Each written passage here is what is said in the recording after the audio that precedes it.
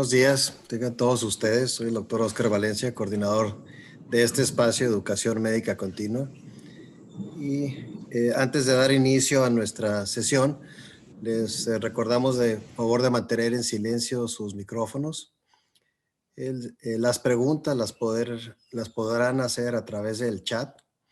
Para al final de esta sesión, dárselas a nuestro ponente. También les suplicamos nos hagan favor de llenar una encuesta de satisfacción, la cual la podrán encontrar la liga en el chat de esta presentación. O bien también tener acceso a ella a través del código QR. En nombre de la Escuela de Medicina y Ciencias de la Salud del Tecnológico de Monterrey, les doy la más cordial bienvenida a esta sesión académica de pediatría.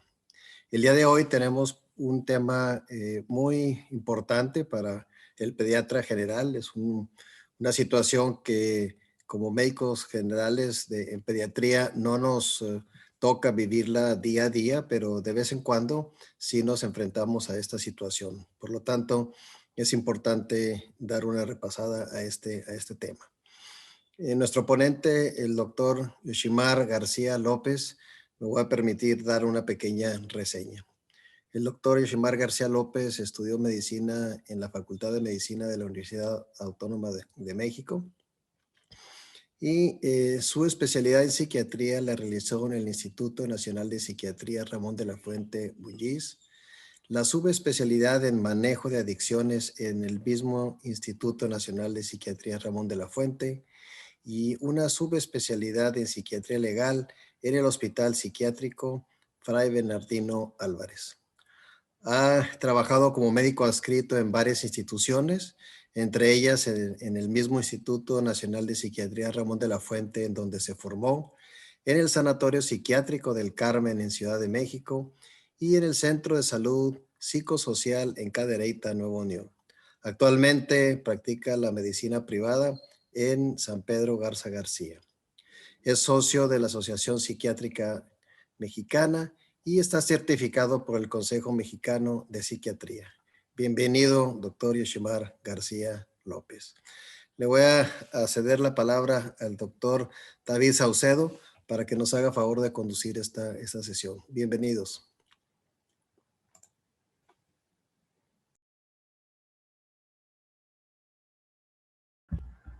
¿Qué tal? Muy buenos días a todos. Muchas gracias, doctor Oscar Valencia, por considerarme para poder, a través de mi conducto como encargado del programa de psiquiatría del posgrado de TEC, poder acompañarlos en esta serie de 3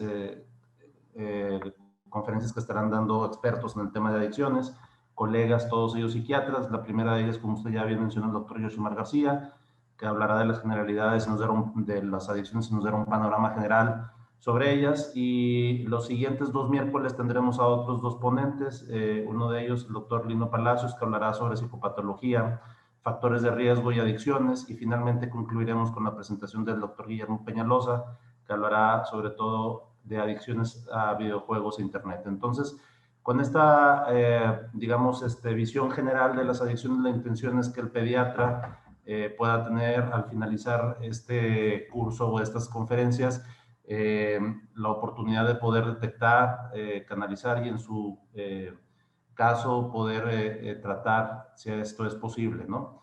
Entonces, pues estoy seguro que estas conferencias a través de los expertos que he mencionado va a enriquecer el conocimiento y la participación de los pediatras. Muchas gracias y pues podemos iniciar. Adelante, por favor, Yoshimar. Claro que sí, buenos días, pues muchas gracias por la invitación, gracias a todos los que estamos conectados en este momento. Empiezo a compartir la presentación y pues de lo que vamos a platicar ya mencionaba el doc Valencia y el doctor Saucedo de las generalidades de las adicciones, y primero que nada pues vamos a empezar a definir algunos términos que se utilizan en el ámbito hospitalario cuando estamos hablando de adicciones, que si bien no son lo mismo, pero a veces el personal los llega a utilizar de manera pues indistinta, y pues es importante puntualizar, por ejemplo, el término abuso. El término abuso es un término que se usa cuando una persona se refiere a que alguien padece algún trastorno adictivo leve. Este término pues ya casi no se utiliza porque es un término más de las clasificaciones previas. Estamos hablando de clasificaciones de 1995 más o menos, que en específico del DSM-4, actualmente el DSM-5, que salió en el 2013, ya no utiliza este término, pero todavía lo llegamos a escuchar en el ámbito clínico, en el ámbito hospitalario, que de repente alguien te dice, tengo un paciente con abuso, algún paciente con dependencia, que también dependencia es otro término que ya casi no se utiliza y hace referencia a un trastorno adictivo de moderado a grave. Antes también se hablaba de adicciones psicológicas y de adicciones físicas. Cuando hablaban de adicciones físicas, se hablaban de que ya era sinónimo de dependencia. Como menciona aquí la diapositiva, que ya está, la adicción ya se hace patente, se hace evidente por una necesidad fisiológica, de tal forma que aparecen signos físicos y se suspende el consumo de la sustancia, ¿no? Antes se pensaba que estos dos términos eran entidades distintas, pues ya se ha visto en los últimos años que esto no es así, que ya es parte de un mismo continuo, de un mismo espectro de abuso, dependencia, un uso nocivo. Entonces ya actualmente pues el DSM-5, la clasificación más vigente, ya hace referencia a un trastorno por uso de sustancias, que sería el diagnóstico pues más utilizado a nivel clínico actualmente, a nivel hospitalario, que hace referencia a un continuo uso de sustancias psicoactivas, a pesar de que se sabe que genera problemas por el mismo uso, ¿no?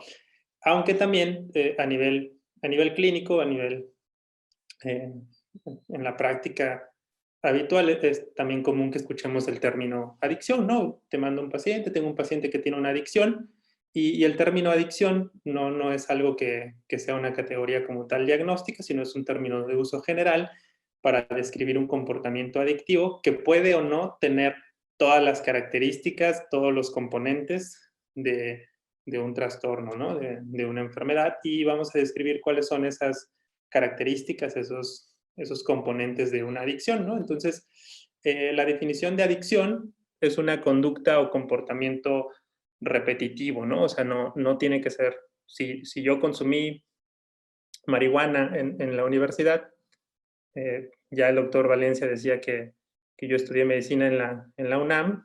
Allá en la UNAM casi no se consume marihuana, y mucho menos dentro del campus, pero entonces, si yo consumí marihuana en la UNAM en una ocasión, pues eso no me hace adicto, ¿no? Porque dice consumo repetitivo de una sustancia consistente, conducta repetitiva consistente en la búsqueda e ingesta de una sustancia psicoactiva. Y aquí es importante mencionar qué es una sustancia psicoactiva, porque ¿a qué nos suena psicoactivo? Pues que tiene una actividad a nivel psíquica, a nivel mental. Y por ejemplo, el azúcar que nosotros comemos todos los días, llámese azúcar de la fruta en fructosa o sacarosa o cualquier tipo de azúcar, nosotros todos los días desayunamos, ¿no? Desayunar es una conducta repetitiva, consistente en una búsqueda de una sustancia, que es azúcar, y es una sustancia psicoactiva porque el azúcar nos activa mentalmente. O sea, nosotros le damos una barra de chocolate a un niño de 3 años y vemos cómo le genera cambios psíquicos importantes, anda hiperactivo, anda acelerado, pero comer todos los días, desayunar todos los días, buscar azúcar todos los días, no es una adicción, porque dice que tiene que ser una conducta repetitiva, consistente en la búsqueda de sustancias psicoactivas que generen un estrés o un impacto negativo en la vida de las personas. Por ejemplo, pérdida laboral, problemas de dinero, problemas de salud, ya sea de salud a nivel física. Por ejemplo, si se inhala cocaína y se produce una fractura del tabique nasal, una perforación del tabique nasal, pues es un problema de salud físico, o también pueden ser problemas mentales, ¿no? Depresión, ansiedad, trastornos psicóticos parecidos a la esquizofrenia. Esto es parte de la definición de lo que es una adicción.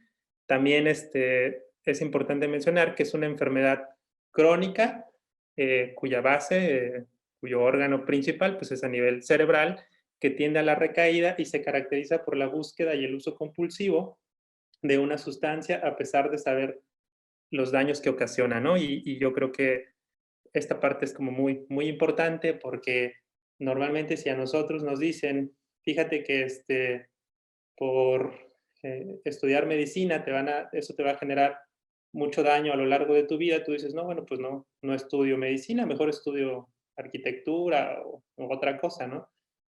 No es cierto, la medicina no genera daño, pero a lo que voy es, si te dicen esto a lo largo de tu vida te va a generar un daño, pues mucha gente no lo hace, o sea, si te dicen consumir solventes te va a generar un deterioro en la memoria, pues la persona diría, no, nadie quiere tener ese problema de memoria a largo plazo, ¿no? Entonces, ¿por qué se hace, por qué se continúa el consumo, como dice aquí la oración, a pesar de saber los daños que ocasiona? Y bueno, nos apoyamos un poco en esta siguiente diapositiva, aquí donde tengo el cursor, aquí arriba, podemos ver cómo hay una línea basal que indica el estado de ánimo. Nuestro estado de ánimo a veces sube, como está aquí el punto A, a veces estamos un poco más felices, a veces estamos un poco más relajados, a veces estamos un poco más en un estado de ánimo agradable, y a veces por alguna situación podemos estar enojados, podemos estar de malas, podemos estar eh, tristes, podemos estar deprimidos, aquí lo ponemos en el punto B, con un estado de ánimo negativo. Y esa es la parte normal, o sea, siempre estamos arriba, abajo, pero sin llegar a extremos, o sea, no estamos en una manía como un trastorno bipolar muy arriba, ni tampoco estamos en un cuadro depresivo al borde del suicidio de manera habitual, estamos sube y baja, pero dentro de una normalidad. ¿Y qué pasa cuando consumo una sustancia, ya sea legal o ilegal? Las sustancias pues hacen que tenga en ese momento de forma temporal, aquí vemos donde está el cursor, estoy poniendo cómo la sustancia nos hace sentir de manera positiva, nos hace sentir placer, un bienestar temporalmente, pero después de que pasa la sustancia y dependiendo también la vida media de la sustancia, pues no es lo mismo la vida media del alcohol en el cuerpo, que aproximadamente pues son minutos, una hora, en una hora ya se metabolizó, ya se fue el efecto del alcohol, que la vida media de la cafeína, por ejemplo, los que toman cafeína, los que consumen café, pues sabrán que el café dura en el cuerpo y su efecto dura un poquito más de una hora, estamos hablando que es de 2 a 4 o 5 horas, ¿no? Entonces, el efecto positivo está, pero después viene un efecto, cuando se pasa el efecto de la sustancia, que viene un efecto contrario, que es parte de los sistemas homeostáticos de nuestro cuerpo que tratan de compensar, ahora se va hacia abajo. Y con el consumo recurrente, esta diapositiva nos indica que con los consumos recurrentes, el nivel de placer, el nivel de hedonismo, el nivel de bienestar que se va consiguiendo con los consumos recurrentes ya no son de la misma intensidad con los que se tenían al principio de los primeros consumos, pero el nivel de malestar, el nivel de disconfort, el nivel de sensaciones desagradables, sí se va incrementando. Como vemos, el punto B va siendo cada vez más desagradable, las personas cada vez entran en unas abstinencias más fuertes, ya no solo es como una irritabilidad, sino ya puede haber también componentes físicos, de sudoración, de desesperación, de crisis de angustia, y las personas ya terminan consumiendo, llegan a un punto en donde esta línea punteada que está aquí es ya su estado basal, ya no están en la línea inicial del estado de ánimo, sino ya están en este estado ya más abajo, en donde llegan a consumir, ya no para sentirse bien, ya no para experimentar placer, ya no para disfrutar esa sensación, sino llegan a consumir para no sentirse mal, para no estar en este punto bajo, como dicen las personas literalmente, ¿no? Para no sentirme en el hoyo, para no sentirme en la lona, para no sentirme hasta abajo, pues llegan a presentar estos consumos, ¿no? A pesar de que saben que el consumo les genera un problema, ¿no? Entonces, como decía la definición, o sea, continúan el consumo a pesar de los efectos adversos que les conlleva el consumo de sustancias. Y también parte de la definición mencionaba que una adicción es una enfermedad crónica. Y bueno, y es una enfermedad crónica porque se van a generar cambios no solamente a nivel del funcionamiento, sino incluso estructurales a nivel cerebral, lo cual va a ser proporcional a los años de consumo de las sustancias, e incluso muchos de estos cambios pues no van a volver a la normalidad aun cuando el cuerpo deje de consumir, ya no le pongan la sustancia, aun cuando ya esté en abstinencia, los cambios van a persistir más allá en el tiempo, por lo cual es muy importante cuando veamos alguna persona con alguna adicción, pues hacer énfasis en el tratamiento más allá de la abstinencia, ¿no? No solo es lograr que la persona, en este caso, en el caso de pediatría, no solo es lograr que el adolescente, que el menor de edad deje de consumir, sino que hay que ver cómo sigue mucho más allá de un mes, de un año después de que haya suspendido el consumo. En esta imagen vemos unas imágenes de tomografía por emisión de positrones, en donde vemos como en esta primera imagen vemos cómo está la actividad cerebral de una persona normal, que se ve pues simétrico, se ve con áreas activas en ambos lados, hemisferio izquierdo y derecho. Vemos aquí un usuario de metanfetamina que ya lleva un mes de abstinencia y vemos como las zonas de activación pues no son las mismas que de una persona normal, e incluso vemos como 14 meses después de haber suspendido el consumo de metanfetaminas, pues los cambios aún persisten, ¿no? Y no solamente a nivel funcional, sino también a nivel estructural. Entonces, pues la enfermedad va a ser persistente, ¿no? Dentro de las partes del cerebro que más se afectan, estamos hablando a nivel de adicciones, son tres áreas que hay que mencionar, que son los ganglios basales. Los ganglios basales incluyen al accumbens. Dentro de los ganglios basales está el núcleo accumbens, y estos ganglios pues se encargan de hacer que las cosas como, por ejemplo, el sexo, el dormir, el comer, nos sean gratificantes, nos agrade este tipo de cosas que tienen que ver con la supervivencia de la especie. Y las drogas actúan a nivel de estos ganglios basales, inciden en esta parte de este circuito de recompensa, que hacen de alguna manera que nos gusten. Incluso cuando el consumo pues ya es demasiado crónico, pues estos ganglios se acostumbran, por así decirlo, a las sustancias y hacen que las personas ya no sientan placer por cosas que antes sentían placer, como el comer, como el ver a su familia, como el dormir. Ahora prefieren incluso el consumo versus ese otro tipo de estímulos, ¿no? Otra área del cerebro que también es muy importante en el tema de las adicciones, pues es el área de la amígdala. La amígdala extendida, que tiene que ver con estas reacciones de estrés, de ansiedad, de pánico. Y esta área se vuelve muy sensible en personas que consumen. Entonces, cuando la persona no la consume, esta área que está, pues por así decirlo, hipersensible, empieza a decirle a la persona consumidora, vuelve a consumir, o sea, necesito esa sustancia, porque de lo contrario entro en un síndrome de abstinencia muy mal, con ansiedad, con diaforesis, dependiendo del tipo de la sustancia, ¿no? Y otra parte del cerebro que también se llega a afectar en el caso de las adicciones es la corteza prefrontal. La corteza prefrontal, pues es esa parte del cerebro que tenemos aquí más frontal, más a nivel de la frente, es la parte más evolucionada de los seres humanos, es la parte que nos hace controlar nuestros impulsos, nuestros deseos.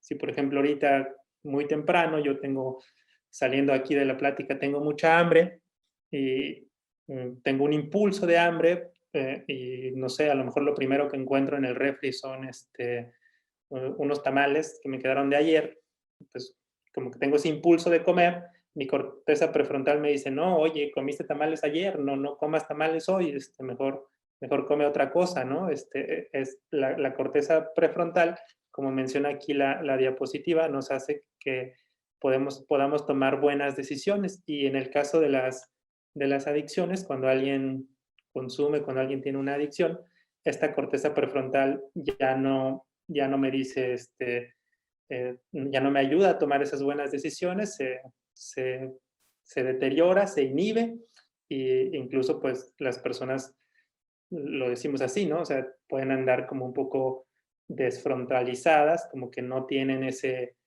juicio, ese filtro para tomar en las acciones más adecuadas en la circunstancia en la que se encuentre, ¿no?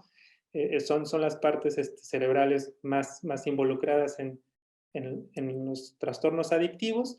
Podríamos decir entonces que cuando estamos hablando de una adicción, es un comportamiento, una conducta que no puede detenerse. Una vez que una persona normal que entra a un casino y que va a apostar, no sé, si todos nos vamos ahorita a Las Vegas, bueno, ahorita no porque hay coronavirus, pero en algún momento estamos ahí en un lugar de apuestas, pues a lo mejor vamos y apostamos unos cuantos dólares, pero hasta ahí, ¿no? La persona que tiene una adicción, una vez que empieza esta conducta de consumo o de apuesta, no puede detenerse. Característicamente también va aumentando ya sea la dosis o la frecuencia de la sustancia o de la conducta, en el caso de las adicciones conductuales. También hay adicciones conductuales y habitualmente llevan a cabo este tipo de conductas para evitar los signos y los síntomas de la abstinencia. Ya veíamos ahí como en las diapositivas pasadas, como las personas pues ya llegan a consumir ya para evitar sentirse mal, más que para sentirse bien cuando ya son estadios más avanzados de una adicción. Para hacerlo un poco más gráfico, aquí yo les presento un caso clínico. Nos dice que este es un joven de 17 años, originario y residente de Acapulco, Guerrero. Nos dice la diapositiva que niega alergias, niega crónicos degenerativos. Es un joven de 17 años sano. Tiene un antecedente de que su papá falleció por complicaciones de cirrosis hepática asociados al consumo del alcohol. Su mamá está viva, sana y no tiene otros antecedentes familiares, ¿no? Entonces, hasta aquí en el caso clínico vamos viendo que es un hombre joven, sin comorbilidades. Vive con su mamá, no tiene hermanos, estudia la preparatoria y por las tardes trabaja llevando turistas en lancha. Ahí en Acapulco, pues los que hemos ido a Acapulco seguramente alguna vez hemos tomado algún viajecito en alguna lancha, en algunas partes de ahí de este bello puerto. Él dice que trabaja en este tipo de lanchitas, en este tipo de trabajos.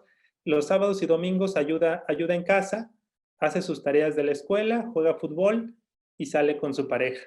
Parece ser que tiene pues varias actividades como debería de ser un joven de esa edad.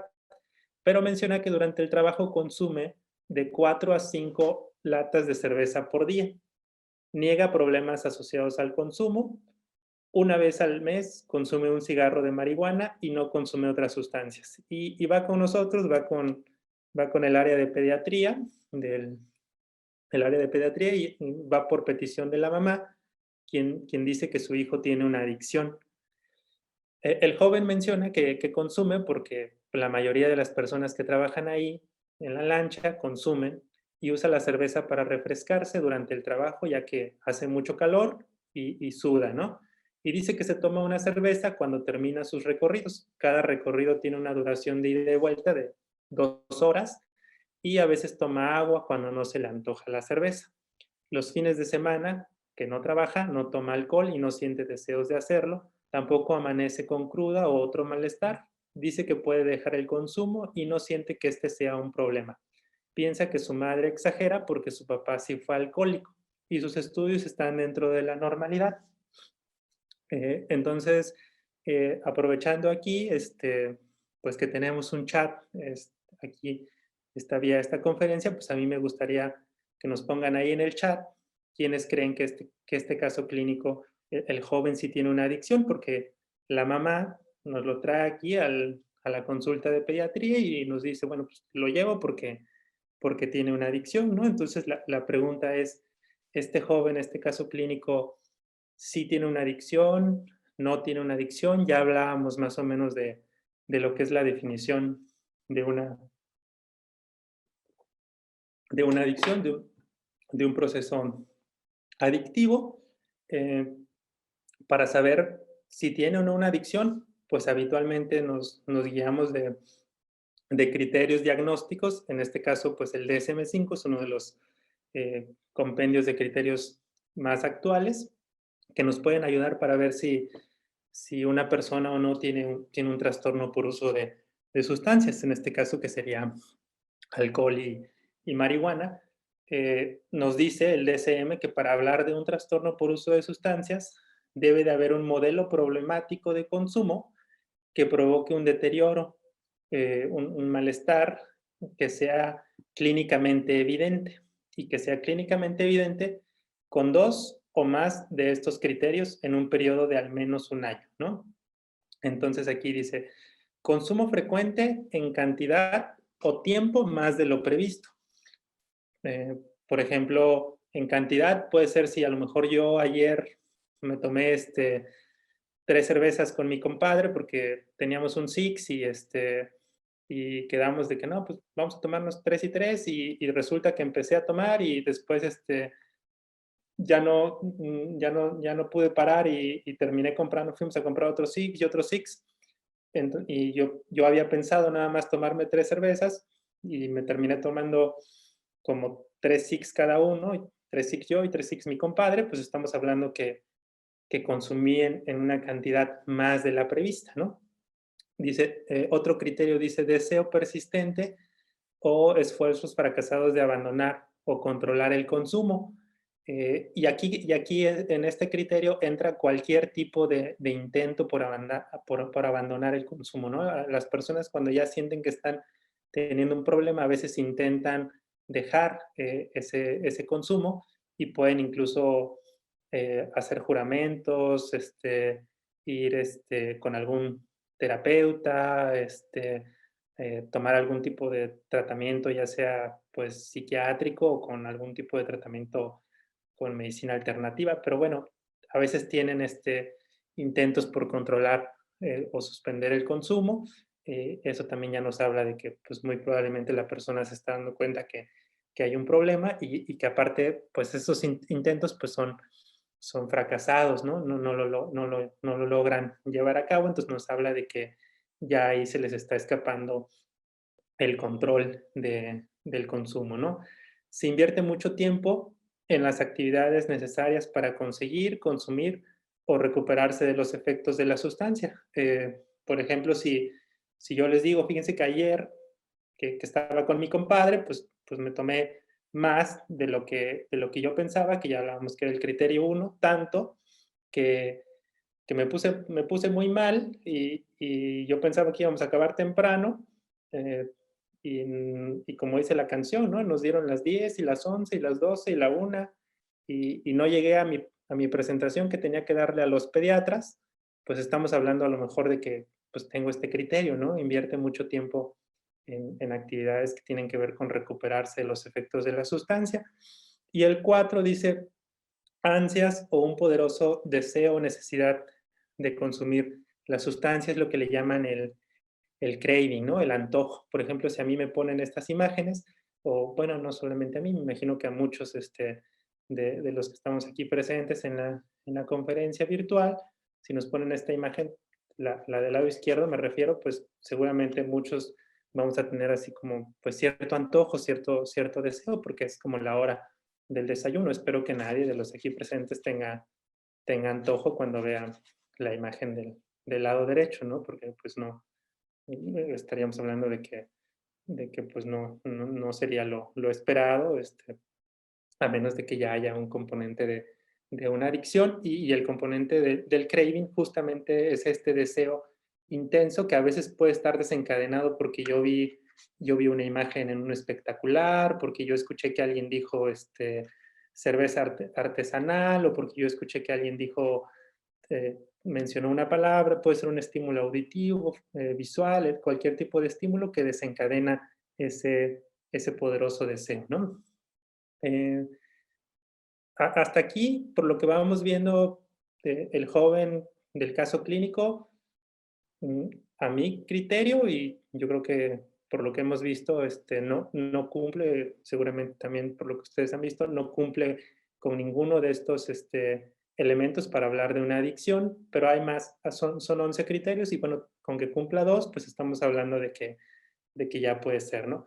Consumo recurrente que lleva al incumplimiento de los deberes fundamentales en el trabajo, escuela, hogar. Vamos a poner el mismo ejemplo de que yo estaba ayer tomando alcohol con mi compadre y pues no llegó hoy a la plática, pues a lo mejor ya es un incumplimiento en un compromiso, en un deber fundamental, ¿no?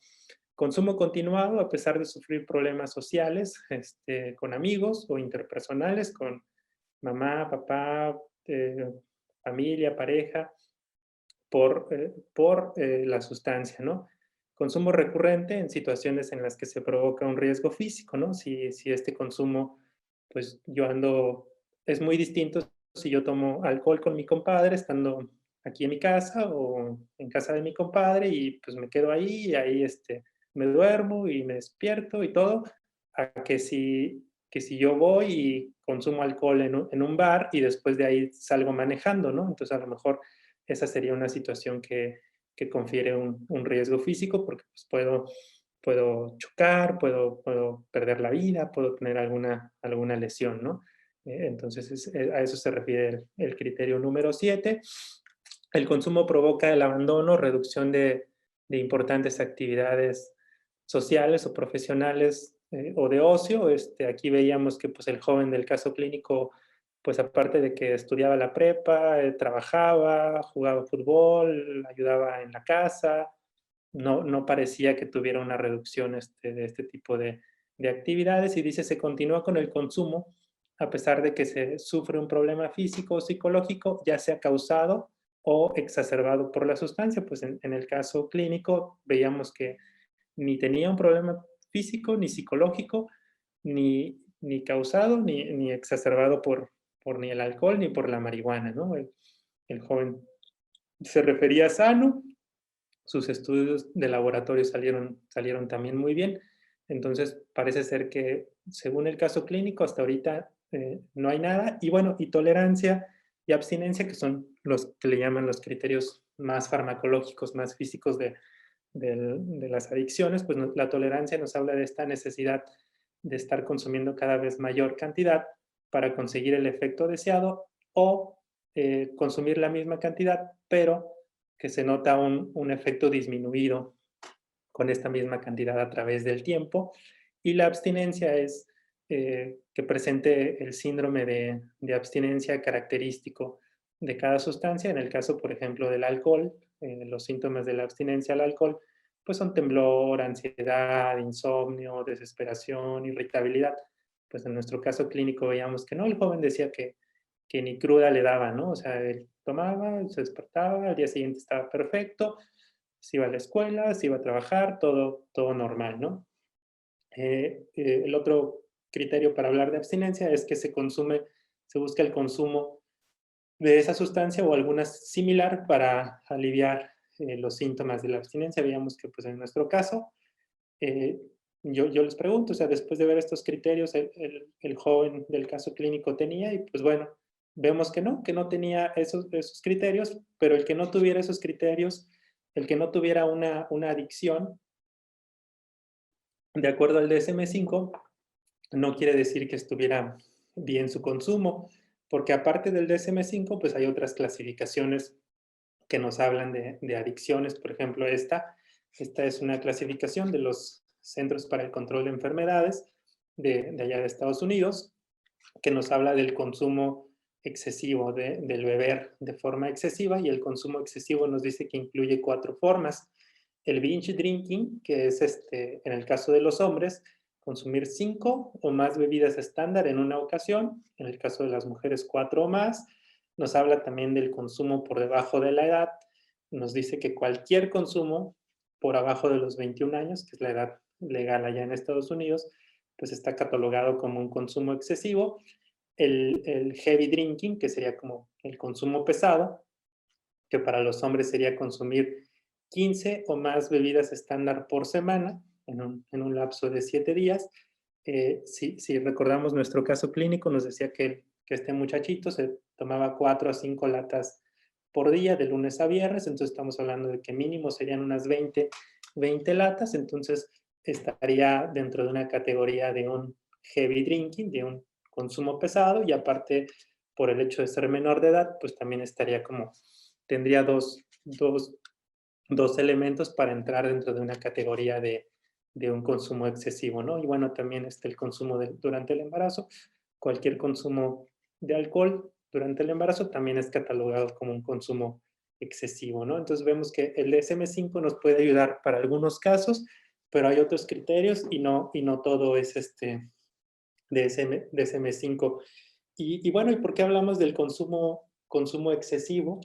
Eh, que está fuera del DSM-5, porque pues el consumo excesivo, según los reportes mexicanos, por ejemplo, esto es un reporte de la Encuesta Nacional de Adicciones publicada en el 2017, nos habla que si bien, por ejemplo, el consumo de alcohol en jóvenes de 12 a 17 años, el consumo alguna vez, en el 2011 estaba en 42.9, en 2016 estaba en 39.8, no había mucha diferencia, podríamos decir que está pues, casi igual, pero el consumo excesivo en el último año sí se incrementó de 12.1 a 15.2%, y el consumo excesivo durante el último mes casi se duplicó de 4.3 a 8.3%, ¿no? De 2011 a 2016, el consumo excesivo sí ha tenido un incremento considerable, y muchas de las personas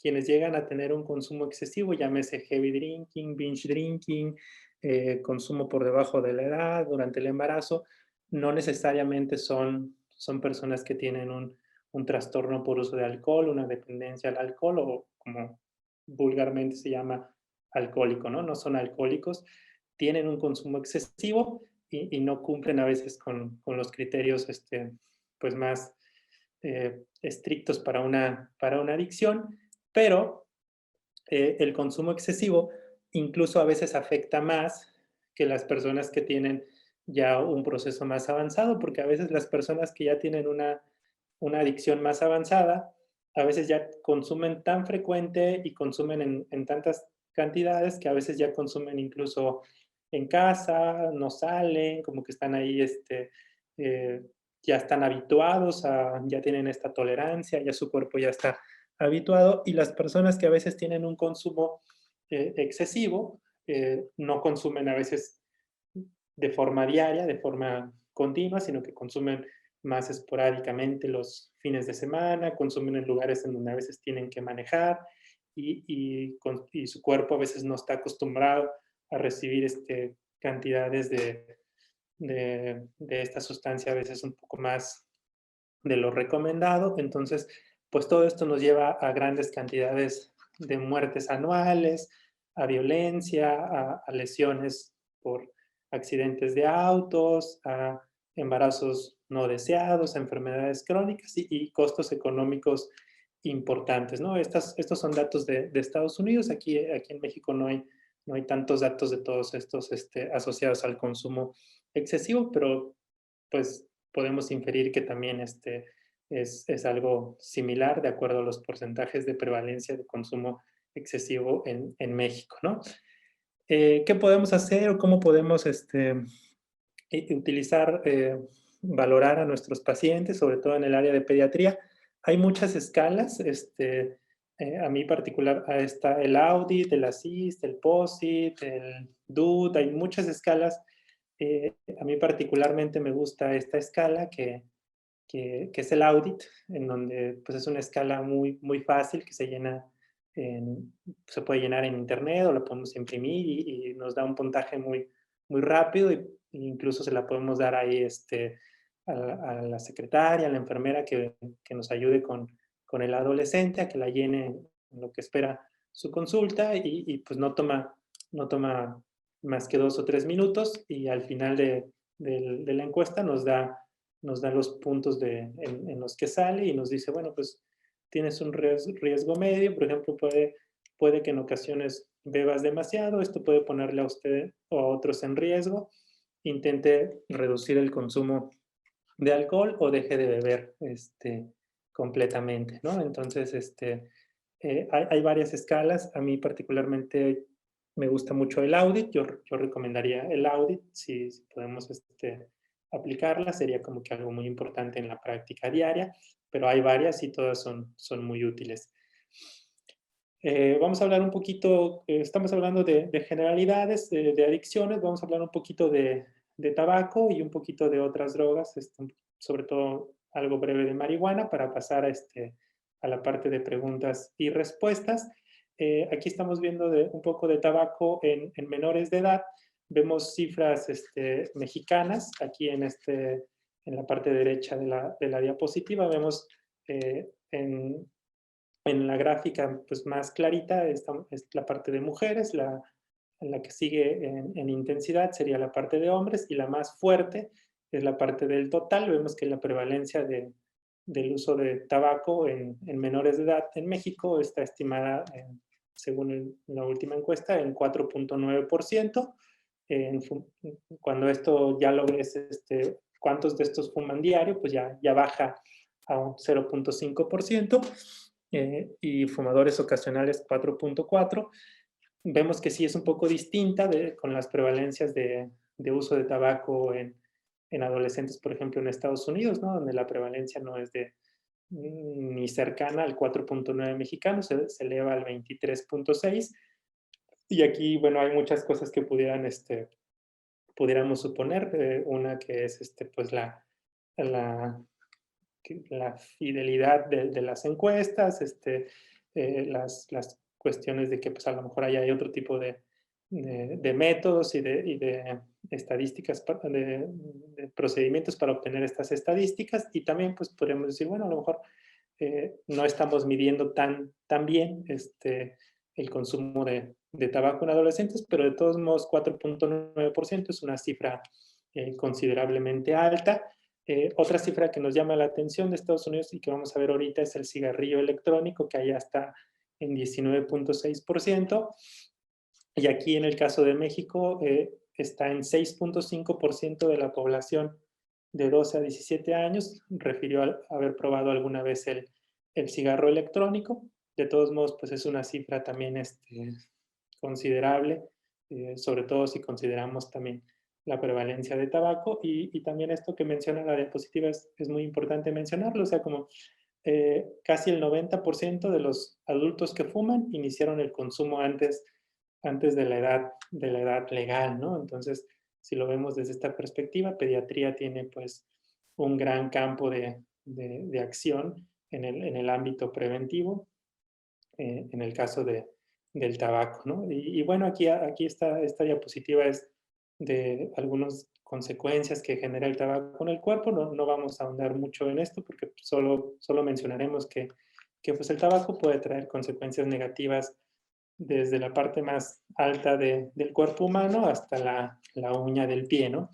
Y vamos a hablar un poquito del cigarrillo electrónico, del vapeo, del vape, que es algo que está pues un poco de moda y bueno, el cigarrillo electrónico son estos dispositivos portátiles que producen un aerosol creado a partir de una solución de nicotina con saborizantes químicos y algunos otros constituyentes como el propilenglicol y algunos otros muchos desconocidos e inadvertidos para los consumidores. Y esto de desconocidos e inadvertidos, pues realmente, literalmente es así. O sea, como dice esta diapositiva, dice, se ha descubierto que algunos cigarrillos electrónicos que se comercializan como productos sin nicotina, sí tienen nicotina. Entonces, pues, muchas veces ni siquiera los productores de este tipo de dispositivos pues nos mencionan bien los compuestos.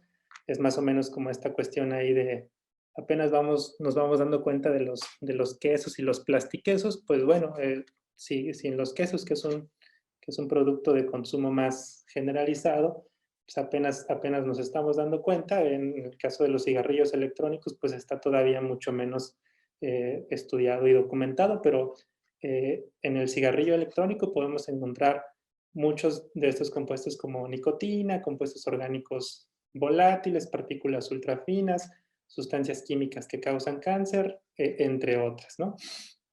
Y los efectos nocivos del cigarrillo electrónico, muchas personas piensan que el cigarrillo electrónico es algo cool, es algo padre, que no trae efectos eh, dañinos, y pues no, o sea, realmente el cigarrillo electrónico sí puede traer desde algo muy leve como irritación en la garganta, que se puede asociar al propilenglicol y al glicerol, hasta cosas ya como problemas de presión arterial asociadas a la nicotina, incluso hay una condición que se llama EVALI, que es el daño pulmonar asociado a los productos de vapeo y que está asociado con una sustancia que viene en estas soluciones para el cigarrillo electrónico, que es el acetato de vitamina E, y este EVALI se caracteriza por tres apartados, ¿no? Dificultad o dolor para respirar, tos o dolor de pecho, que sería el apartado respiratorio, el apartado gastrointestinal, con dolor abdominal, náuseas, vómitos y diarrea, y un apartado de síntomas generales como fiebre, escalofrío y pérdida de peso.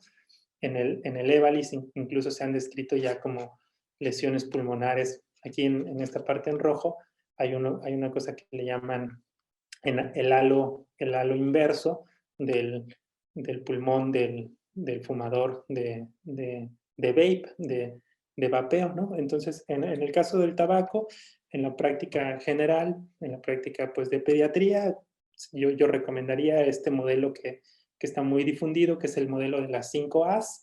La primera A es averiguar, porque pues muchas veces no les preguntamos si vienen por alguna cuestión a pediatría, lo que menos, o en medicina general, lo que menos se pregunta es si el adolescente fuma, ¿no? Entonces es importante preguntar, averiguar, después asesorar, apreciar, que habla de la parte de motivar, de incentivar a las personas a que suspendan el consumo, ayudar, se refiere a ofrecer alternativas terapéuticas, que eso ya es como otra plática en sí, todos las terapias de sustitución con nicotina o las terapias que no tienen que ver con nicotina, terapias farmacológicas o no farmacológicas. Y bueno, y la quinta de arreglar, habla de dar un seguimiento, lo que hablábamos de que las adicciones son padecimientos crónicos, dar un seguimiento más allá de la abstinencia. Es muy importante esta parte del consejo breve, el que nosotros a lo mejor como pediatras, como médicos de cabecera, de repente le podamos decir a un adolescente, más que regañarlo o más que darle una connotación ahí como sermón moral, o sea, más como explicarle, brindarle información y darle un consejo breve. Se ha visto que el consejo breve de alguna manera hace que a lo mejor el adolescente que es un poco rebelde, de primera intención no lo toma tan bien, pero más adelante dice, no, sí, el doctor ya me había dicho, ya me dijo que tengo un problema, ¿no? De alguna manera, el médico, el doctor sigue siendo una figura de autoridad. Y bueno, realizar intervenciones también, no solamente para los adolescentes, sino también para los familiares, en este caso los padres, que también lleguen a fumar, ya sea cigarrillo o cigarrillo electrónico, ¿no? Y nada más ya para finalizar, una parte breve en general de otras drogas que no son legales. Como datos estadísticos, pues en los adolescentes, en la población de 12 a 17 años, el consumo de drogas alguna vez se ha incrementado de 3.3 en 2011 a 6.4, estamos hablando que un poco más del doble, y también la media de edad en la que se inicia el consumo de drogas ilegales también cada vez es más baja. Antes era de 20.6 en el 2002, después 18.7 años en 2008, y así ha ido bajando. Actualmente, la edad media en la que empiezan a consumir drogas ilegales hablando de los adolescentes, estamos hablando que es ya a los 17.8 años, ¿no? Entonces, cada vez, y las tendencias son pues un poco desalentadoras, las tendencias son a que cada vez va más a la baja esta tendencia por la gran disponibilidad y facilidad en el acceso a las drogas, ¿no? Y aquí va a depender el que una persona pues llegue a perpetuar, a consumar una adicción, pues va a depender mucho de la relación entre los factores de riesgo y los factores de protección. Y estos factores van a ser muy distintos. Ya va a haber una plática, la otra plática creo que es como de esto de factores de riesgo, pero aquí ponemos que varía y va a depender mucho, por ejemplo, cuando hay problemas en la familia, los problemas intrafamiliares tienen un mayor impacto en un niño pequeño, lo predisponen más al consumo de sustancias si estamos hablando de un niño de 11, 12 años. Y, por ejemplo, en los niños más grandes, si tienen amigos que consumen drogas, ese es un factor más importante en jóvenes a lo mejor de 17, 18 años. Ya no tanto influye, por ejemplo, la cuestión intrafamiliar, ¿no? Va a depender mucho de la edad, del sexo, de la cultura, del ambiente.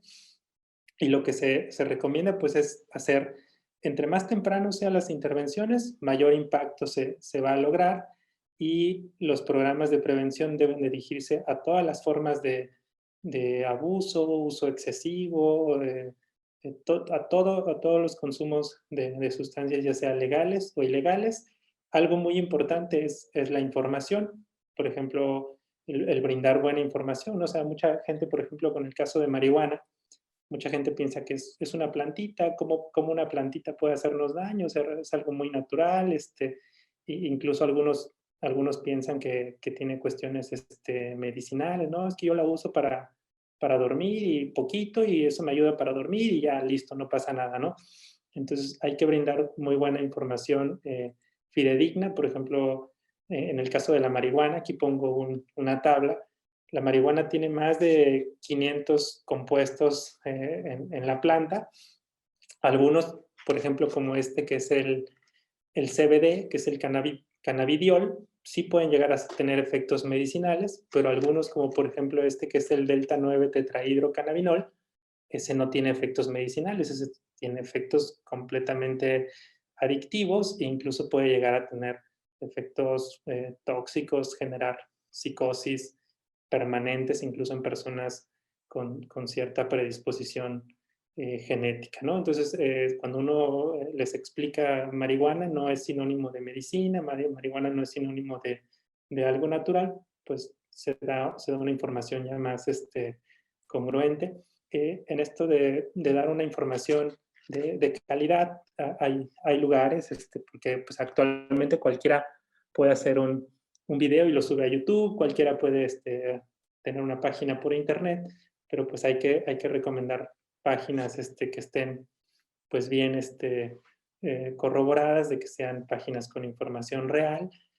Hay que fomentar mucho el percibir el consumo como un problema de salud. Las primeras diapositivas de esta plática, pues ya hablábamos de que la adicción es una enfermedad cerebral, porque muchas veces todavía sigue siendo un tema tabú, todavía sigue siendo un tema que dé pena, que se vea como algún problema ahí de moralidad, de valores, así de que no, pues que fíjate que el hijo de fulanito tiene una adicción, así como si fuera algo malo, algo de tabú. Más que hay que ayudar a disminuir el estigma que se tiene hacia el consumo, verlo más como una enfermedad. Pues nadie malmira a la persona que tiene cáncer, diabetes y que va a tratamiento, ¿no? Entonces también pues nadie debería de malmirar a la persona que tiene algún trastorno adictivo y que va a tratamiento, ¿no? Esto sería como las recomendaciones generales.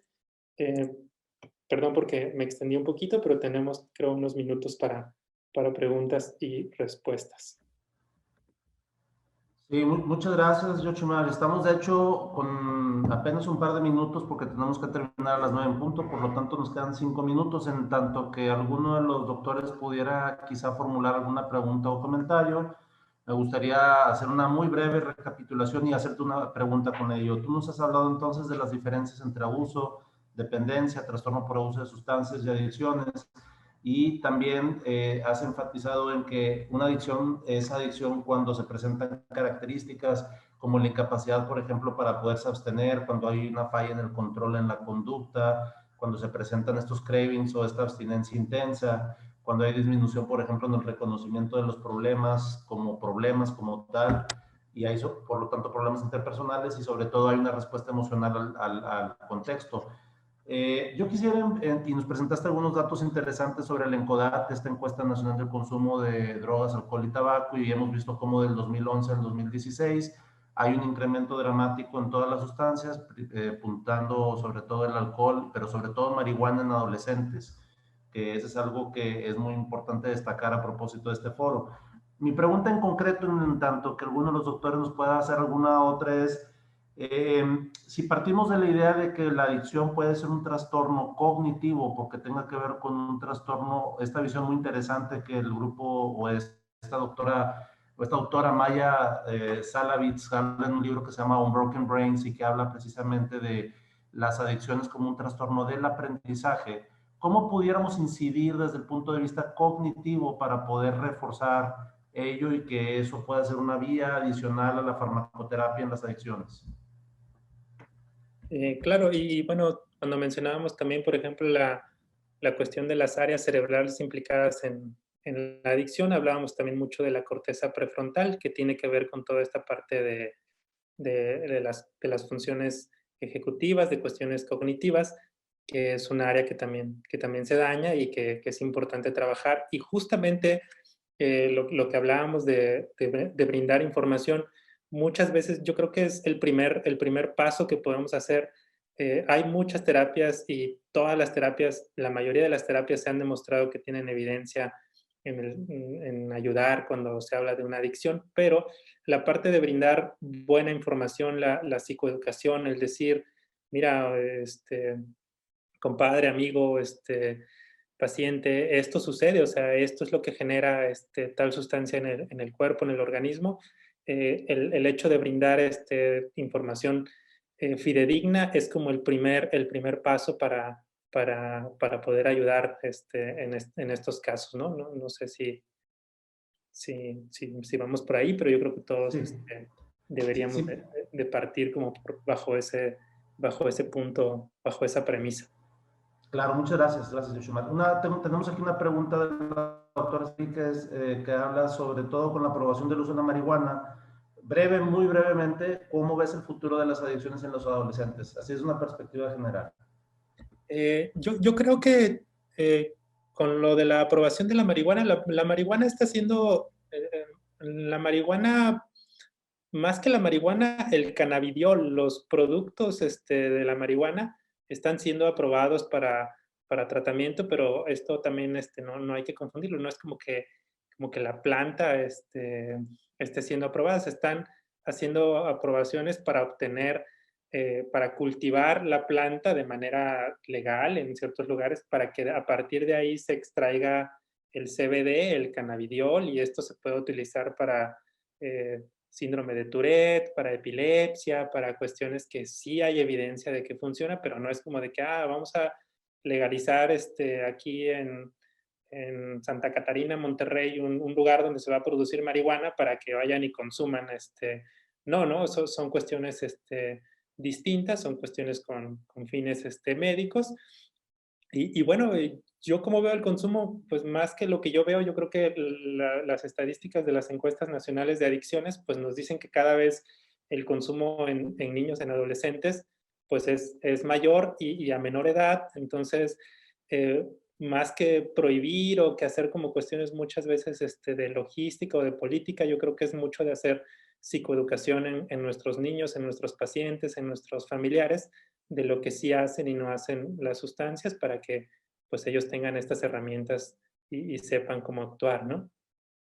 Bueno, muy bien. Pues muchas gracias, doctor Yoshimar. Oscar, no sé si tú quieras concluir la sesión.